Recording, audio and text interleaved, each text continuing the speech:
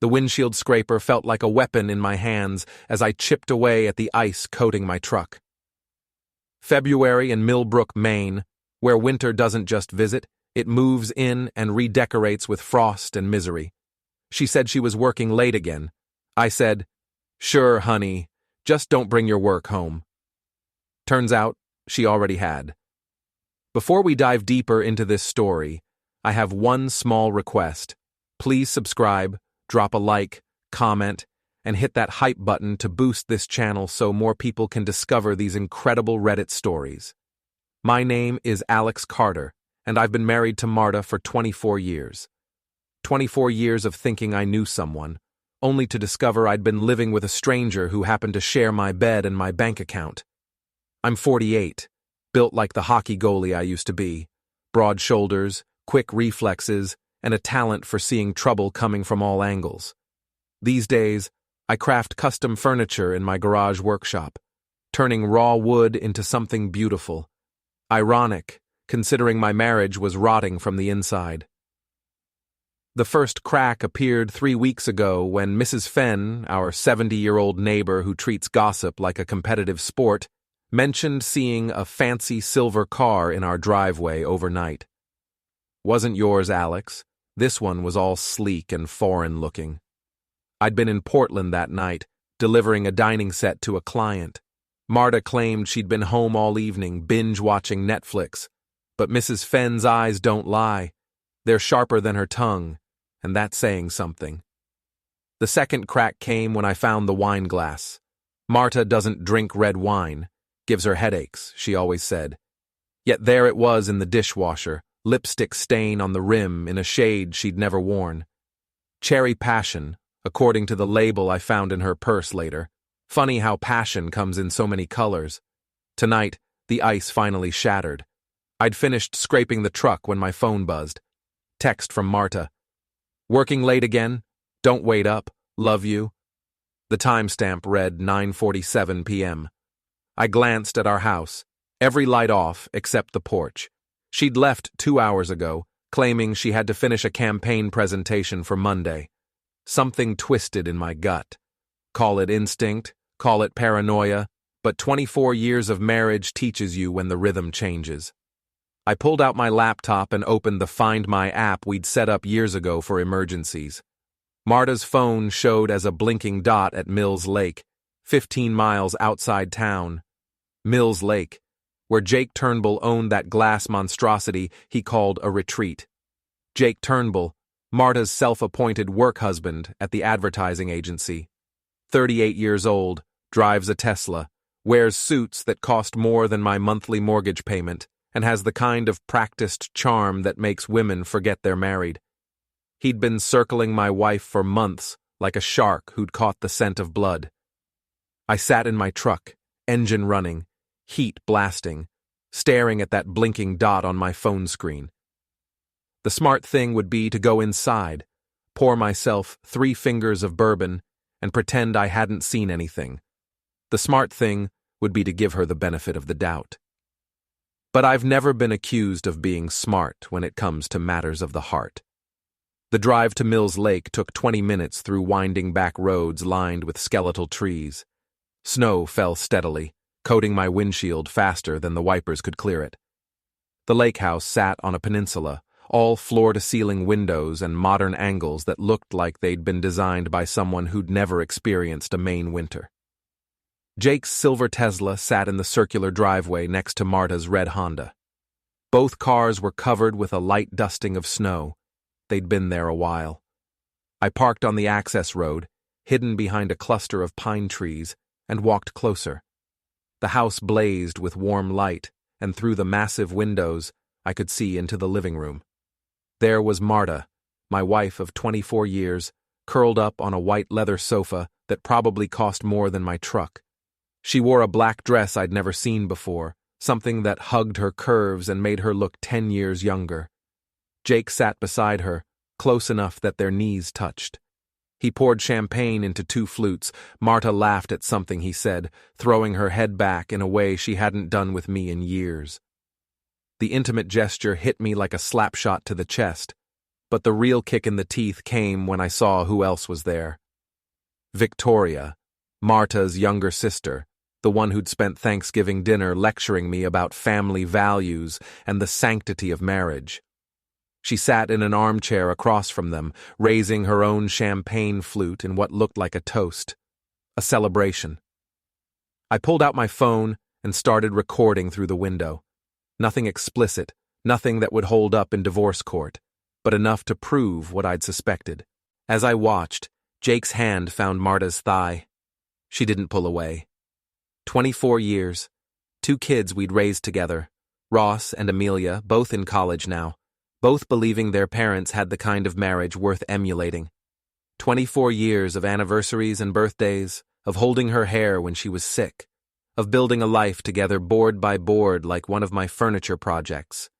And she was throwing it away for champagne and smooth talk from a man who probably couldn't change his own oil. My hands shook as I lowered the phone, not from the cold, from rage so pure it burned like acid in my veins. The smart thing would be to confront her tomorrow, to sit her down like civilized adults and discuss our marriage like it was a business contract being dissolved. But as I walked back toward the cars, I noticed Jake had left his Tesla unlocked. The arrogance of it, parking at his secret love nest and not even bothering to secure his precious car. I looked around.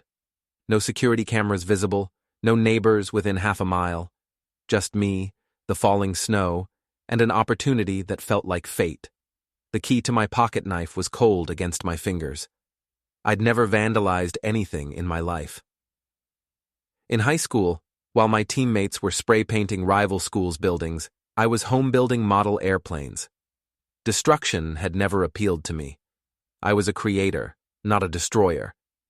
But standing next to Jake's Tesla in the falling snow, something primal awakened.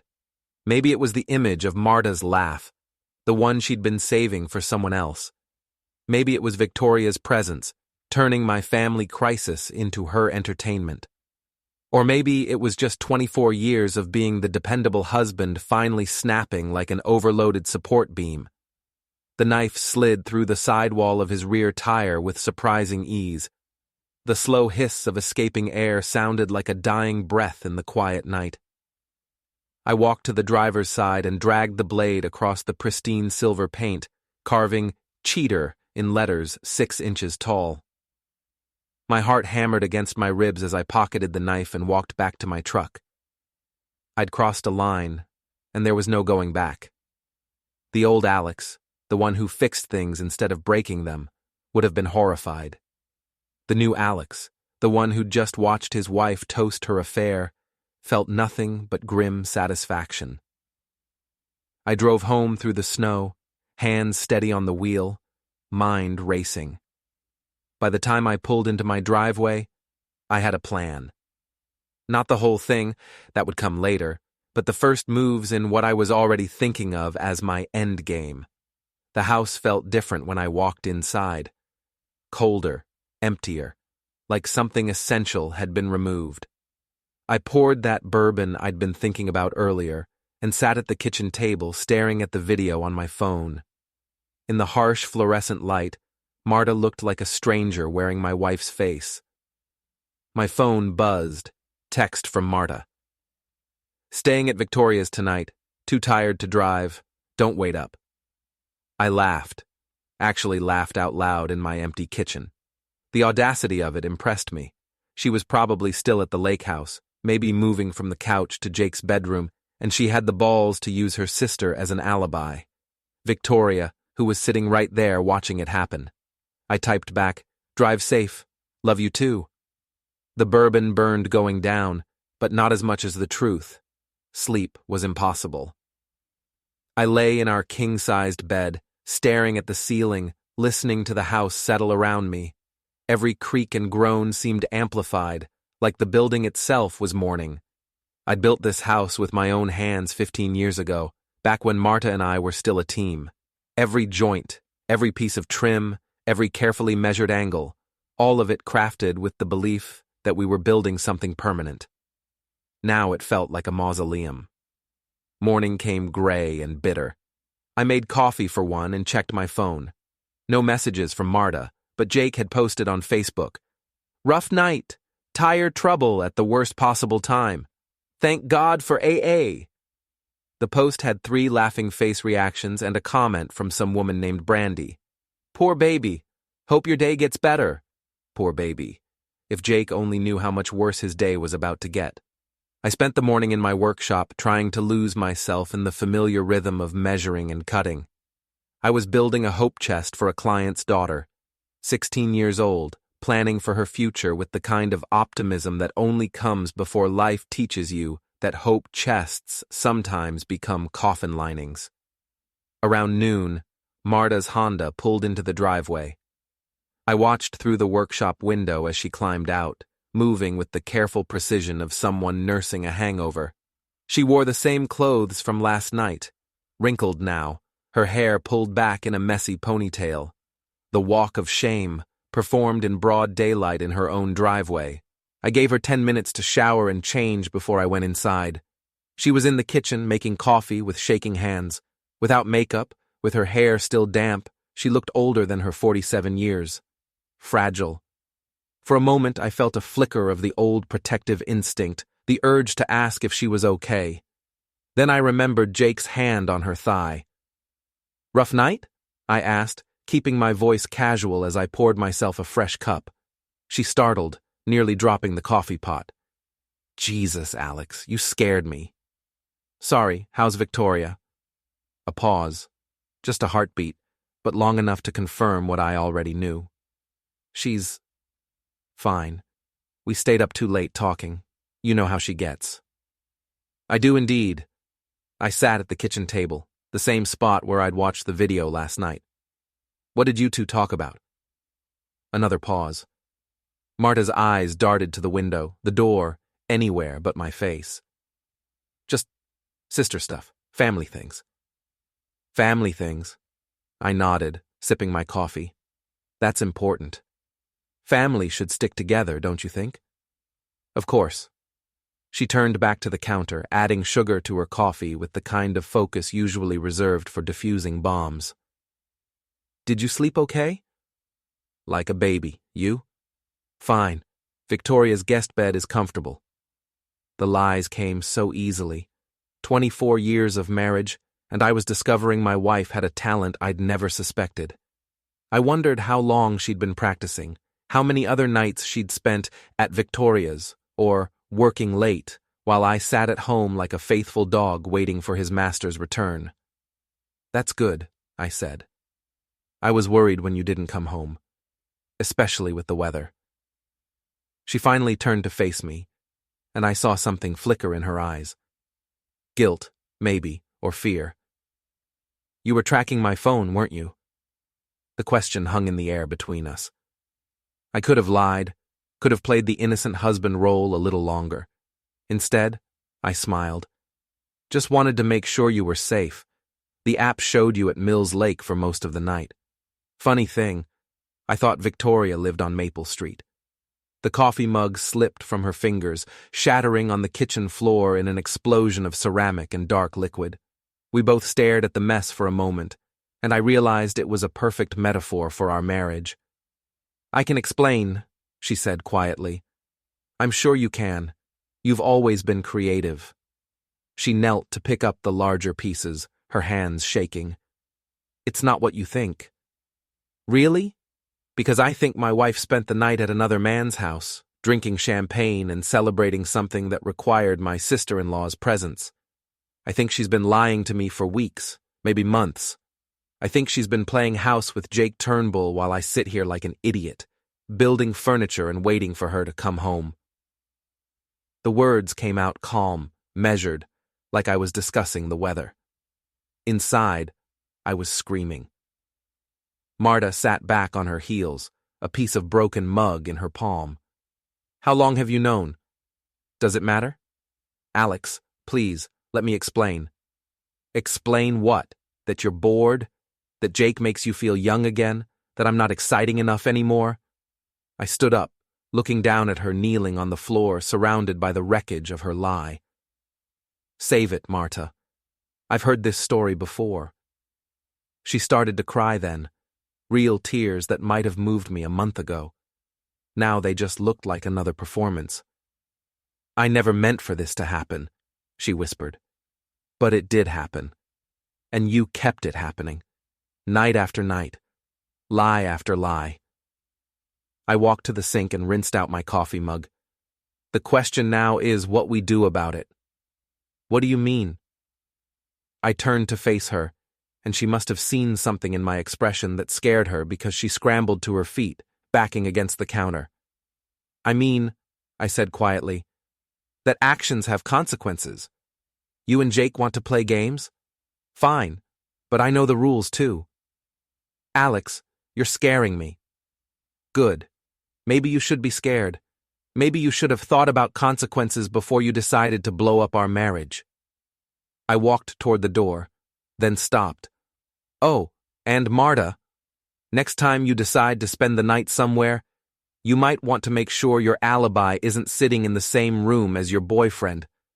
Victoria's always been a terrible liar, but apparently it runs in the family."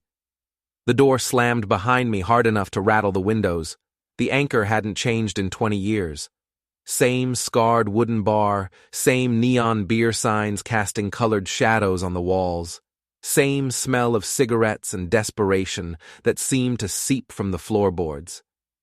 It was the kind of place where Millbrook's working class came to forget their troubles, at least temporarily. Darla Mitchell had been tending bar here since I was in high school. She was 50-something, built like a linebacker, with platinum blonde hair that defied both gravity and nature. More importantly, she was the unofficial keeper of the town's secrets. If you wanted to know who was sleeping with whom, who was behind on their mortgage, or whose teenager had been caught smoking behind the grocery store, Darla was your woman. "Alex Carter," she said, as I slid onto a bar stool. "Haven't seen you in here for months. What's the occasion?" "Just thirsty." I ordered a beer and a shot of bourbon. "Slow night?" "It's Tuesday. Always slow on Tuesday." She poured my drinks with the efficiency of long practice. Though we did have some excitement earlier, Jake Turnbull came in, all worked up about someone vandalizing his fancy car. I kept my expression neutral. "That's too bad. Any idea who might have done it?" "Could be anybody.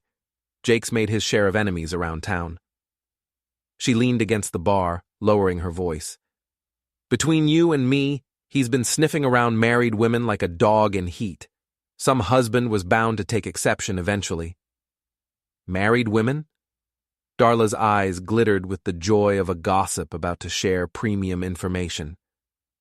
"Your wife's not the only one working late at that agency, if you catch my meaning."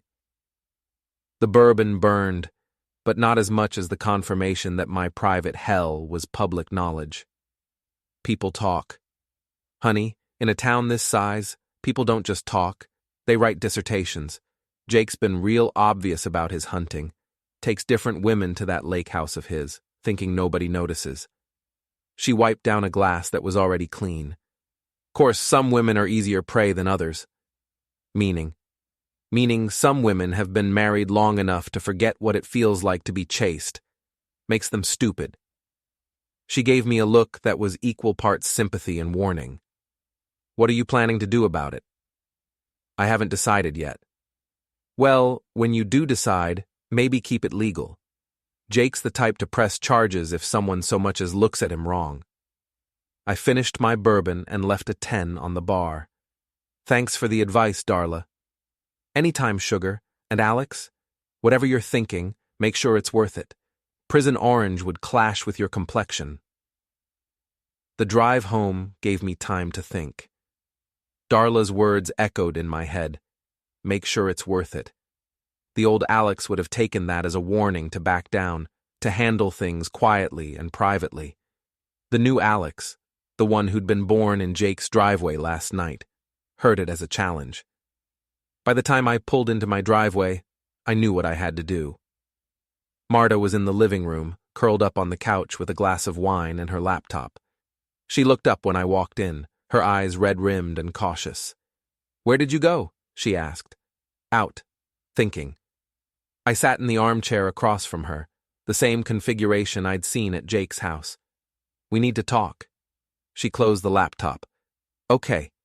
I want you to end it. Alex, I'm not finished. My voice was calm, controlled. I want you to end it with Jake, quit your job, and we'll figure out how to fix this marriage.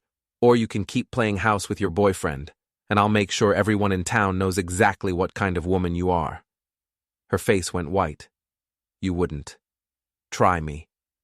She set down her wine glass with shaking hands. That's blackmail. That's consequences. You made your choice, Marta. Now I'm making mine. And if I choose Jake? I smiled and she flinched. Then you better hope he's worth losing everything else. Your job, your reputation, your friends, your family, because I promise you, I will burn it all down.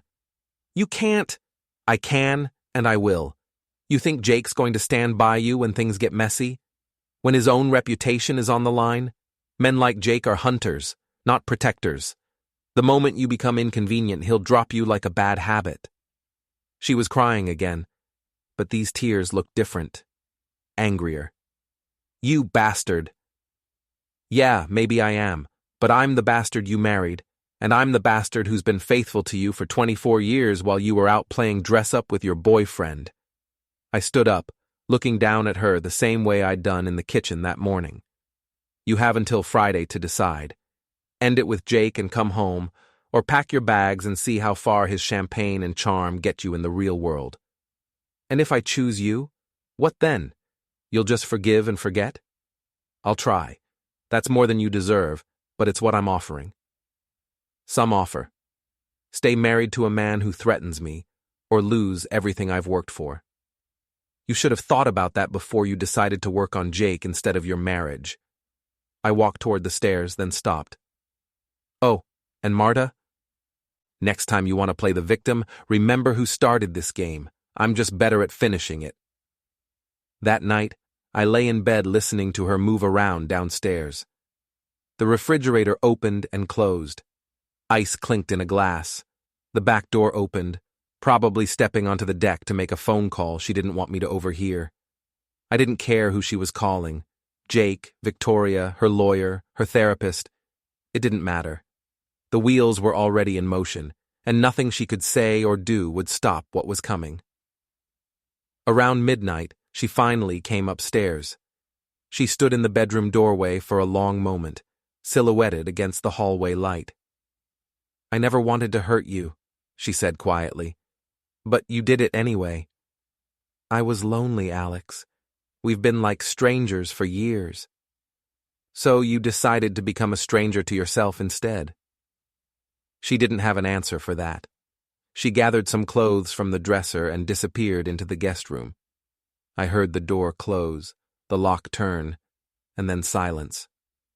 I stared at the ceiling, counting the hours until Friday.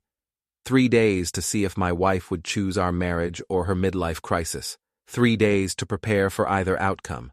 But deep down, I already knew which way she'd choose. Women like Marta, once they get a taste of excitement, can't go back to ordinary. They'd rather crash and burn than fade away quietly. Fine. If she wanted to burn, I'd provide the matches. But I'd make damn sure I wasn't the only one who got hurt in the fire. Friday came with a blizzard that turned Millbrook into a snow globe someone had shaken too hard. I spent the morning in my workshop, putting the finishing touches on the hope chest while I waited for Marta's decision. The irony wasn't lost on me, crafting a symbol of future dreams while my own life crumbled around me. She found me there around noon, dressed in her best business suit like she was heading to a job interview or a funeral. I can't do it, she said without preamble. I didn't look up from the brass hinges I was installing. Can't do what? End it with Jake. I can't go back to the way things were, Alex. I can't pretend to be happy in a marriage that died years ago. So you choose him. I choose myself. For the first time in 24 years, I'm choosing what makes me happy instead of what makes everyone else comfortable. I set down my screwdriver and finally looked at her. She was trying to look brave, defiant, but I could see the fear underneath. She knew what was coming. That's your final answer? Yes. Then you better pack quickly. This storm's supposed to get worse, and you don't want to be caught on the roads after dark.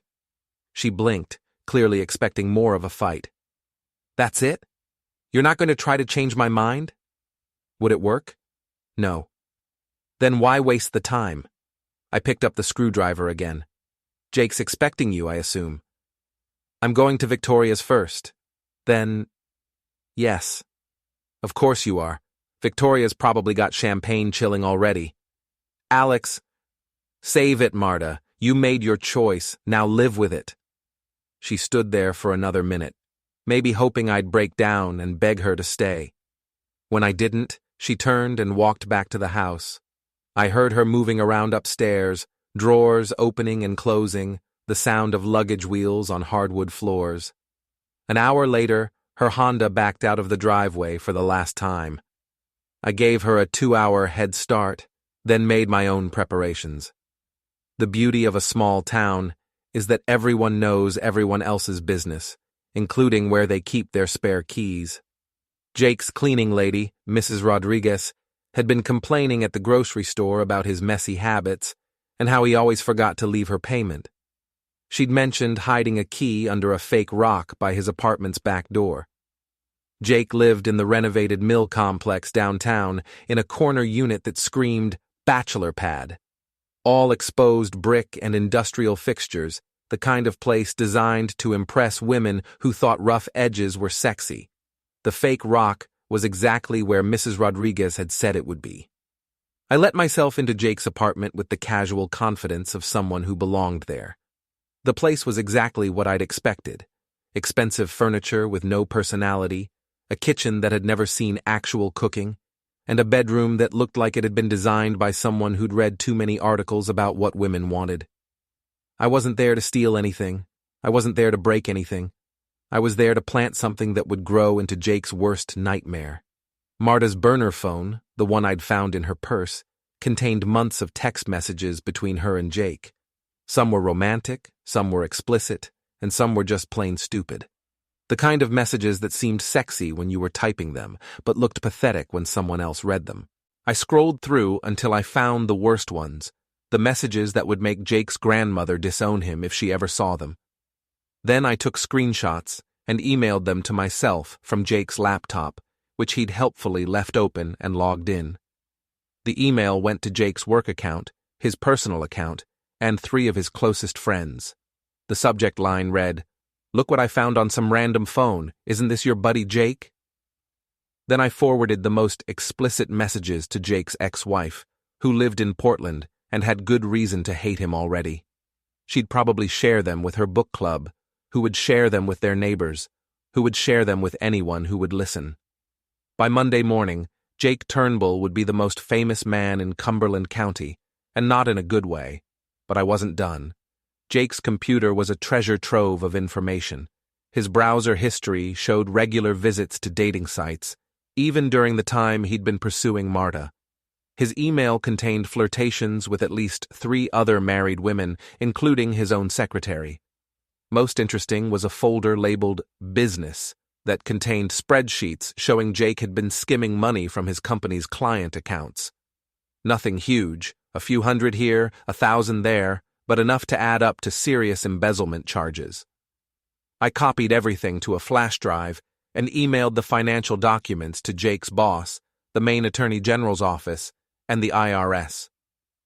Anonymous tips from a concerned citizen who'd stumbled across evidence of fraud. The emails were set to send automatically on Monday morning at 9 a.m., giving Jake one last weekend of happiness before his world exploded. I was cleaning up my digital footprints when I heard a car in the parking lot. Through the window, I saw Jake's Tesla pulling into his assigned space. He wasn't alone. Marta sat in the passenger seat, laughing at something he'd said. They looked happy, giddy even, like teenagers who'd just skipped school together. Jake leaned over and kissed her before they got out of the car, and she kissed him back with the kind of passion I hadn't seen from her in years. I felt nothing. No jealousy, no anger, no sadness. just cold satisfaction that they were both exactly where I needed them to be. I slipped out the back door and was halfway to my truck when I heard Jake's voice behind me. Hey, you! I turned around slowly. Jake was standing by his car, pointing at me like he'd caught me stealing his newspaper. What were you doing in my apartment? I walked back toward him, taking my time. Up close, Jake was smaller than he looked in his expensive suits. Soft around the middle, with the kind of pale complexion that came from spending too much time indoors. His hands were smooth and uncalloused, hands that had never built anything, never fixed anything, never created anything of value. I wasn't in your apartment, I said calmly. Bullshit. I saw you coming from the back entrance. You saw me walking through the parking lot. Big difference. Marta climbed out of the Tesla, looking nervous. Alex, what are you doing here? Just driving around, thinking, funny running into you two. Jake puffed up like a rooster protecting his henhouse. You need to stay away from us, Carter. This harassment has to stop. Harassment? I laughed. Jake, if I wanted to harass you, you'd know it. Are you threatening me? I'm stating a fact. You think keying your car was harassment. That was just me saying hello. His face went red. You admitted it. You vandalized my Tesla. Prove it. I'll call the police. Go ahead. Tell them you think your girlfriend's husband might have scratched your car because you're sleeping with his wife. I'm sure they'll make it a top priority. Jake pulled out his phone, but Marta grabbed his arm. Don't. Please. Let's just go inside. No, Jake said, shaking her off. I'm tired of this psycho stalking us. Psycho? I stepped closer, and Jake instinctively backed away. Jake, you haven't seen Psycho yet. You've seen annoyed. You've seen disappointed, but Psycho, that's a whole different animal. Alex, stop, Marta said. You're scaring him. Good. Maybe he should be scared. Maybe he should think about what happens to men who break up families. You can't touch me, Jake said, but his voice shook. I'll get a restraining order. On what grounds? That I hurt your feelings? That I made you face the consequences of your actions? I smiled, and both of them took a step back. Jake, restraining orders are just pieces of paper. They don't actually restrain anything. That's enough, Marta said. Alex, you need to leave, now. Or what? You'll call my wife? The joke fell flat, but I didn't care. I'd accomplished what I came for. The seeds were planted, the timer was ticking, and Jake Turnbull's perfect little world was about to come crashing down around his ears. Enjoy your weekend, I told them. Both of you. It's going to be your last good one for a while. I walked back to my truck, leaving them standing in the snow, holding each other like survivors of a shipwreck. They had no idea the real storm was still coming. Monday morning arrived with the kind of bitter cold that made your breath freeze in your lungs. I was in my workshop by 6 a.m., coffee steaming in the frigid air, waiting for the show to begin. At exactly 9:01, my phone rang. Unknown number, but I answered anyway. You son of a bitch, Jake's voice cracked like a teenager's. What did you do? Good morning to you too, Jake. Having a rough start to your week? You know damn well what you did. Those emails, those photos. I'm afraid I don't know what you're talking about. But you sound upset. Maybe you should call in sick today. My boss wants to see me in his office. The police called. My ex-wife is threatening to sue me. What the hell did you do? I sipped my coffee, savoring the moment. Jake, I think you're giving me too much credit. I'm just a simple furniture maker. I don't know anything about emails or photos. This is harassment. This is consequences, Jake. You remember consequences, don't you? Those things that happen when you make bad choices? The line went quiet for a moment. When Jake spoke again, his voice was different. Smaller. What do you want? I want you to disappear. I want you to leave town, leave your job, leave my wife, and never come back. I can't just... Sure you can. In fact, after this morning, you might not have a choice. Embezzlement is a felony, Jake. And those text messages? Well, let's just say your reputation in this town is about to become very interesting. You planted evidence. You hacked my computer. Prove it. Another silence. Then, Marta doesn't know, does she? About what you did? Why don't you ask her? I'm sure she'll be very understanding about your financial creativity and your habit of sexting multiple women. The line went dead. I finished my coffee and drove into town.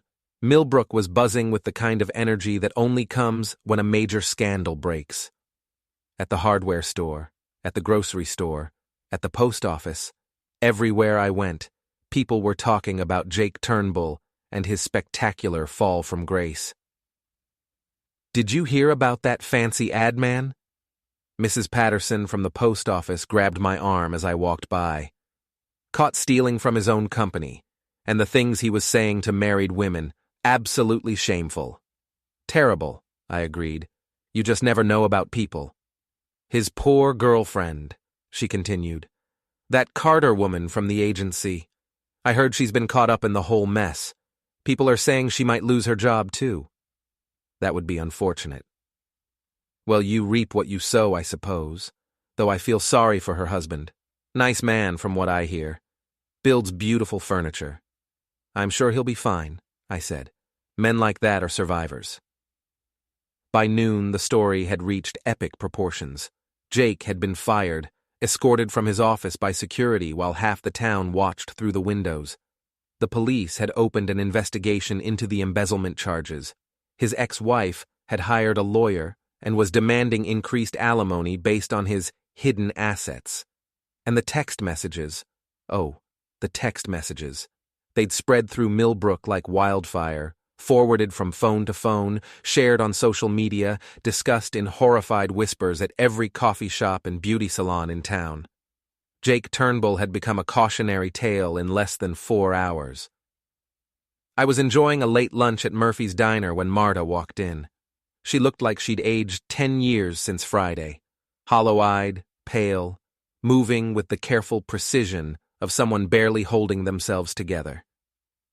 She slid into the booth across from me without invitation.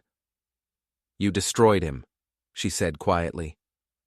I didn't destroy anything. I just helped the truth find its way into the light. Those financial records, those emails, you planted them. Did I?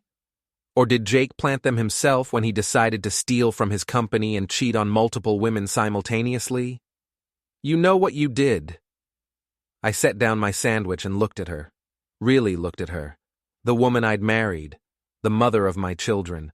The person I'd trusted with my heart and my future. She looked like a stranger.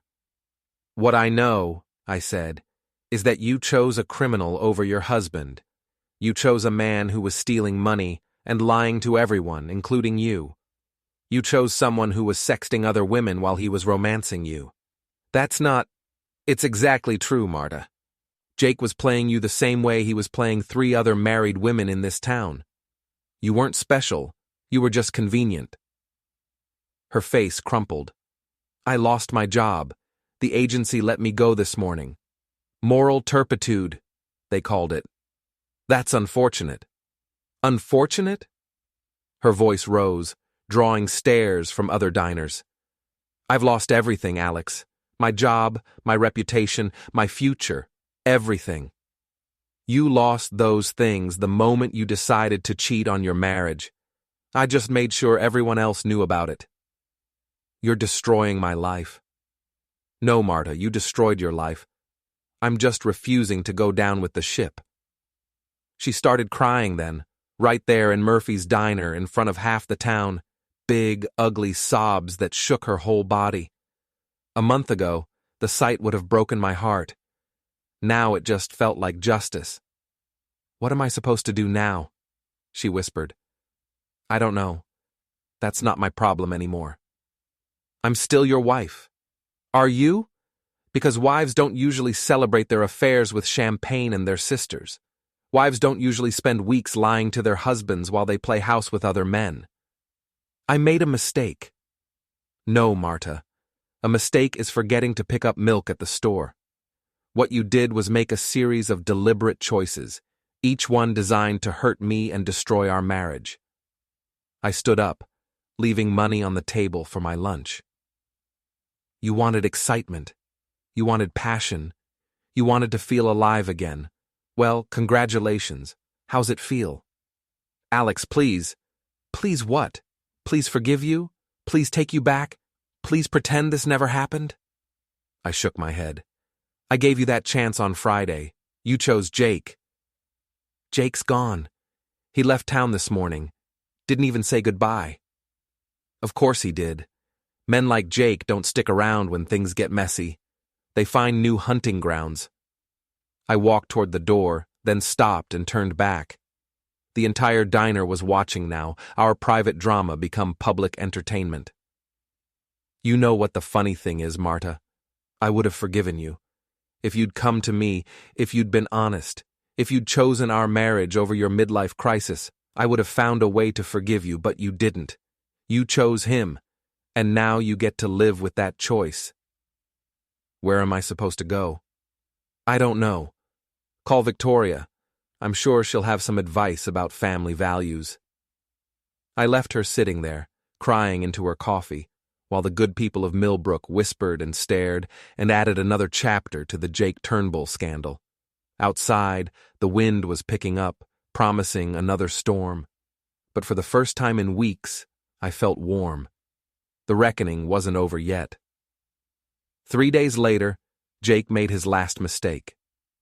I was closing up the workshop when I heard glass breaking in the house.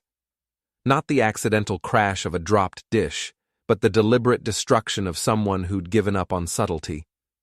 I grabbed a flashlight and a hammer, not planning violence, but prepared for it, and crept toward the back door. Through the kitchen window, I could see 2 figures moving around inside, silhouetted against the streetlight. Jake's voice, slurred with alcohol and desperation. Where is it? Where's the evidence? A deeper voice accented. Perhaps he has safe. Rich Americans always have safe. I'm not rich, you idiot, and neither is he. Check the office again. I slipped inside through the front door, moving quietly through my own house like a burglar. They were in my home office, tearing through filing cabinets and desk drawers with the frantic energy of men who knew they were running out of time. Jake looked like hell. 3 days of unemployment and public humiliation had stripped away his polished veneer, revealing the weak, desperate man underneath. His expensive clothes were wrinkled and stained, his hair unwashed, his hands shaking with what might have been withdrawal or just fear. His companion was a mountain of muscle in a cheap suit, the kind of man you hire when you need someone intimidated but can't afford a professional. Russian from the accent. Probably one of Jake's business associates from his embezzlement days. Find anything interesting? I asked from the doorway. They spun around like guilty children. Jake's face went white, but the Russian just smiled, revealing gold teeth that caught the light. Mr. Carter, Jake stammered, we were just breaking and entering, destruction of property, probably looking for evidence that doesn't exist because I never planted any. I stepped into the room, hammer hanging loose in my hand. You boys having fun? The Russian, Vlad, Jake had called him earlier, took a step forward. You make big trouble for my friend. Now you fix. Your friend made trouble for himself when he decided to steal money and chase married women. I just helped the truth come out. You lie. You plant evidence. Prove it. Vlad's hand moved toward his jacket, but I was already moving. 20 years of hockey had taught me to read body language, to anticipate violence before it happened. The hammer caught him in the wrist before he could draw whatever he was reaching for. He screamed and stumbled backward, cradling his arm.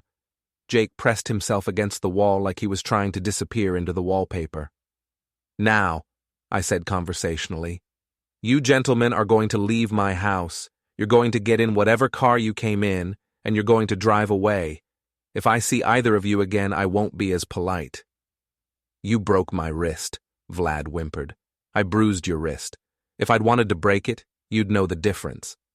I gestured toward the door with the hammer. Go. Jake found his voice.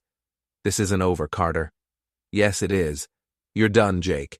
Finished. Your career is over, your reputation is destroyed, your girlfriend has moved on, and your criminal associates are about to abandon you. You have nothing left to threaten me with. I'll tell everyone what you did, how you framed me. With what proof? Your word against mine? I laughed. Jake, your word isn't worth the breath it takes to speak it. You're a convicted embezzler and a known liar.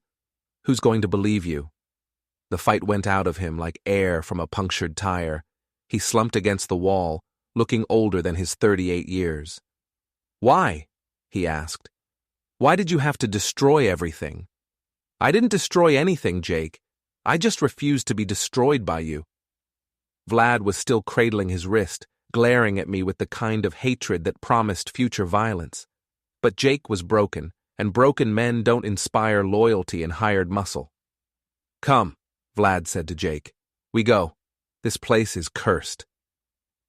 They stumbled out through the back door, leaving behind broken glass and the smell of fear sweat. I watched from the window as they climbed into a battered sedan and drove away, taillights disappearing into the darkness. I spent the next hour cleaning up the mess, replacing the broken window with a piece of plywood, straightening the chaos they'd made of my office. The physical work was therapeutic, a return to the simple pleasure of fixing things instead of breaking them. But I wasn't done yet. The next morning, I drove to the police station and filed a report about the break-in. Detective Ronson, who'd gone to high school with me, took the statement with the weary professionalism of a man who'd seen too much human stupidity. Any idea who might have done this? He asked. Jake Turnbull and some Russian guy. Vlad, I think his name was. You sure about that? Pretty sure. Jake's been making threats since his little scandal broke. I think he was looking for evidence that doesn't exist. Evidence of what? He seems to think I framed him for embezzlement, planted evidence, hacked his computer, that sort of thing. Ronson looked up from his notepad. Did you? Ron, I build furniture for a living. I barely know how to use email, much less hack someone's computer. He studied my face for a long moment, then nodded. We'll look into it. In the meantime, you might want to consider a security system. Already ordered one. I left the police station and drove to the bank, where I closed the joint accounts Marta and I had shared for 24 years. The money was split according to Maine's divorce laws. She'd get her half eventually, but not until the lawyers were finished with us. From there, I went to my attorney's office and filed for divorce on grounds of adultery. In Maine, adultery doesn't affect property division, but it does make the process faster and cleaner. No counseling requirements, no waiting periods, no pretense that the marriage could be saved. By noon, Marta had been served with papers. She called me that evening, sobbing into the phone. Alex, please, we can work this out. We can go to counseling. We can... It's too late for that. It's never too late. 24 years, Alex. Doesn't that mean anything to you? It meant everything to me. That's why this hurts so much. Then don't do this. Don't throw away our marriage over one mistake. One mistake? Marta, you had an affair for months. You lied to me every day. You brought your sister into it, turned it into family entertainment. You chose another man over your husband, and when I gave you a chance to fix it, you chose him again. I was confused. I was scared. I didn't know what I wanted. Well, now you don't have to choose. Jake's gone, your job's gone, and soon our marriage will be gone too. You're free to figure out what you want without dragging anyone else down with you. Where am I supposed to live? How am I supposed to survive? The same way everyone else does. You'll figure it out. Alex, please. I hung up. 3 weeks later, the divorce was final. Marta got half the house's value, half our savings, and half our retirement accounts. I got the house, the workshop, and the satisfaction of knowing I'd fought back instead of just taking it. Jake never returned to Millbrook. Word filtered back through the gossip network that he'd moved to Florida, where he was working as a used car salesman under an assumed name. Vlad had apparently decided Jake wasn't worth the trouble and had moved on to more profitable associates. Victoria tried to play peacemaker, calling me repeatedly to plead Marta's case. I finally told her that anyone who could sit in a room and toast her sister's adultery wasn't someone whose opinion I valued. Marta moved to Portland, where she found work at a small marketing firm for half her previous salary. She rented a studio apartment in a neighborhood that had seen better days and tried to rebuild her life from the wreckage of her choices. I heard she'd started dating again, a divorced accountant with 2 teenage kids and a mortgage he couldn't afford. I wished her luck. She was going to need it. As for me, I threw myself into my work. The hope chest I'd been building during the worst of the crisis turned out to be my best piece yet. The client was so impressed, she referred 3 of her friends. Word spread, orders came in, and soon I was busier than I'd ever been. On quiet evenings, I sat in my workshop, surrounded by the smell of sawdust and the satisfaction of work well done. I'd built a new life from the ruins of the old one, board by board, joint by joint, just like everything else I'd ever created. The snow was falling again outside, coating Millbrook in fresh white that covered all the old scars and stains. Winter in Maine was harsh, but it was honest. It didn't pretend to be something it wasn't. I could respect that. Some people might call what I did to Jake and Marta revenge. I called it justice. They'd made their choices, and I'd simply made sure those choices had consequences. In the end, that's all any of us can do. Make our choices and live with what follows. I chose to fight back instead of just taking it. I chose to expose the truth instead of living with lies. I chose to rebuild instead of just mourning what was lost. And on this cold February night, sitting in my workshop with a cup of coffee and the satisfaction of work well done, I knew I'd made the right choices. The old Alex might have forgiven and forgotten, might have tried to save a marriage that was already dead, might have let Jake and Marta ride off into the sunset without consequences. But the old Alex was gone, buried under the weight of 24 years of misplaced trust. The new Alex was harder, smarter, and completely unwilling to be anyone's victim, and the new Alex was just fine with that. Snow continued to fall outside, covering everything in pristine white. Tomorrow would bring new challenges, new projects, new possibilities.